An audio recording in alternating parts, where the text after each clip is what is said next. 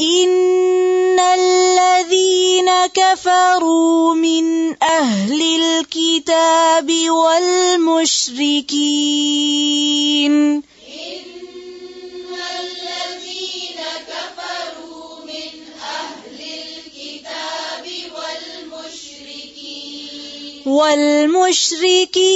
في نار جهنم خالدين فيها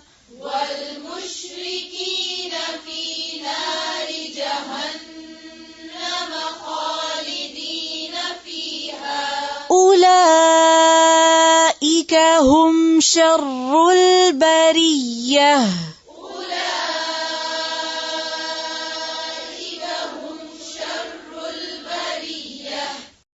बेशक जो लोग अहले किताब में से काफिर हुए और मुशरिकीन सब दोज़ख की आग में जाएंगे जहां वो हमेशा हमेशा रहेंगे।